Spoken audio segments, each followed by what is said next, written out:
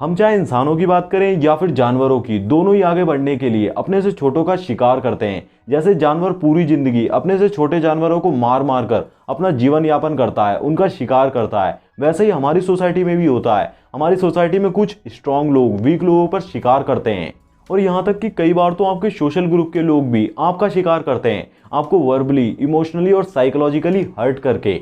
वो आपके इमोशंस के साथ खेलते हैं, और इस शिकार में यूज होने वाला सबसे शार्प वेपन है डार्क साइकोलॉजी। मैं पहले इस टॉपिक पर 2 वीडियोस बना चुका हूँ, जिसमें हमने कुछ खतरनाक टेक्निक्स के बारे में जाना था, जिनकी हेल्प से आप लोगों को मैनिपुलेट कर सकते हैं। अगर वो ना चाहता हो ना, तब भी आप उससे कोई भी काम करवा सकते हैं, उनसे अपनी कोई भी बात मनवा सकते हैं, और उनसे आप अपनी बॉडी लैंग्वेज, बिहेवियर और परसेप्शन को चेंज कर सकते हो। कैसे आप साइकोलॉजी की मदद से किसी को भी मैनिपुलेट कर सकते हो, कैसे आप अपनी पर्सनैलिटी को इनहेंस कर सकते हो, इन सब के बारे में हम पहले ही जान चुके हैं, देख भी चुके हैं और सुन भी चुके हैं। लेकिन इस साइकोलॉजी की एक डार्क साइड भी होती है, जिसके बारे में डिस्कस करना इसलिए भी बहुत ज़रूरी है, क्योंकि इन केस अगर आप एक अच्छे इंसान हो तो आपको पहले से ही पता होना चाहिए कि डार्क साइकोलॉजी क्या है, ताकि आप पहले से इन डार्क साइकोलॉजी के कॉन्सेप्ट्स को समझ पाओ। और अगर फ्यूचर में कोई आपके ऊपर इन ट्रिक्स का यूज़ करे तो आपको पहले से ही पता हो कि आपको क्या करना है। आपको पता होना चाहिए कि डार्क साइकोलॉजी क्या है। डार्क साइकोलॉजी साइकोलॉजी की एक अलग ब्रांच है, जिसके अंदर काफ़ी सारे कॉन्सेप्ट्स आते हैं, जिसके बारे में आज इस वीडियो में हम बात करने वाले हैं और उसी पर डिस्कस करने वाले हैं। डार्क साइकोलॉजी को आप ऐसे भी देख सकते हो कि ह्यूमन बिहेवियर की डार्क साइड के बारे में स्टडी करना, और इसी वजह से इसको science and art of mind control भी कहते हैं।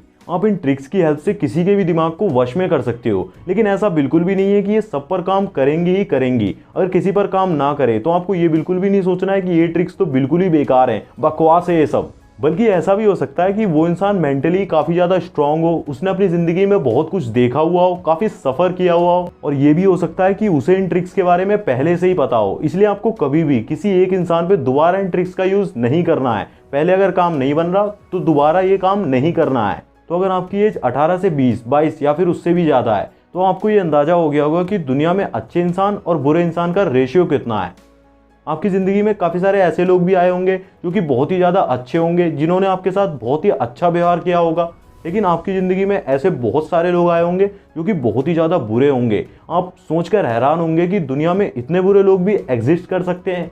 आपको डार्क साइकोलॉजी का एरिया काफ़ी ज़्यादा फैसिनेटिंग लग सकता है, क्योंकि इसमें क्रिमिनल्स से लेकर साइकोपैथ और सीरियल किलर्स सभी के बारे में स्टडी किया जाता है। इसे आप एक टूल की तरह समझ सकते हो, जिससे आप किसी के भी दिमाग को खोलकर उसमें घुस सकते हो।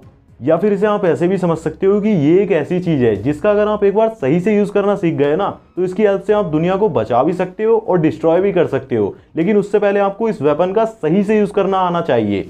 डार्क साइकोलॉजी में हमेशा से ही 2 की प्रिंसिपल्स होते हैं, मैनिपुलेशन और परसुएशन। साइकोलॉजी की हेल्प से मैनिपुलेशन करना और भी ज़्यादा आसान हो जाता है। मैनिपुलेशन का यूज़ लोग सामने वाले के इमोशंस और मेंटल हेल्थ पर अटैक करने के लिए करते हैं, और फिर जो उन्हें चाहिए वो निकलवा लेते हैं, और जो भी उन्हें मनवाना है वो मनवा ही लेते हैं। मैनिपुलेटर्स कभी भी काइंड नहीं होते। इनका ऐसा होता है कि बस इनका काम पूरा होना चाहिए, उससे भले ही सामने वाले को कितना ही नुकसान क्यों ना हो।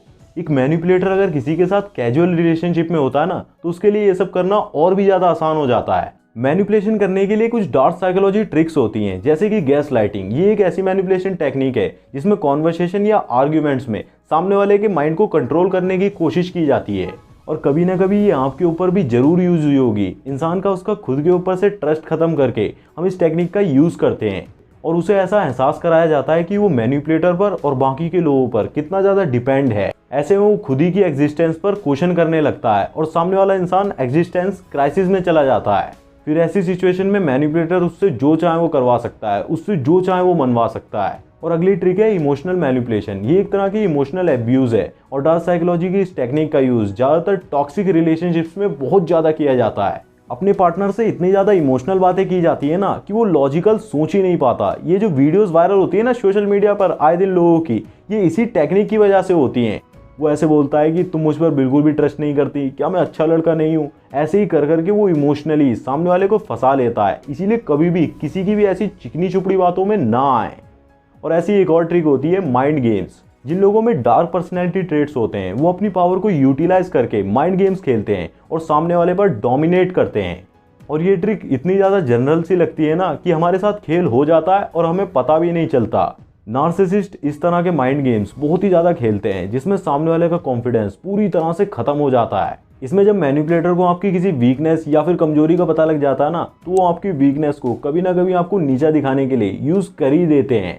जैसे अगर आप लड़कियों से बात नहीं कर पाते, आपको प्रॉब्लम होती है, तो अगर आप हिम्मत करके किसी लड़की से बात करने भी जाते हो ना और वो आपको मना कर देती है या फिर रिजेक्ट कर देती है, तो फिर वो बाद में आपकी वीकनेस का यूज़ करके आपको बोलते हैं कि मैं तो पहले ही कह रहा था तुझसे नहीं होगा। तो उसके बाद अगर आप अच्छा भी कर रहे होते हैं ना उसमें, तो फिर भी आपका दोबारा करने का मन ही नहीं होता। आपको लगता है कि कुछ गलत हो रहा है और आपके मन में डाउट पैदा होता है। इससे आप दोबारा उस काम को कभी भी नहीं करते।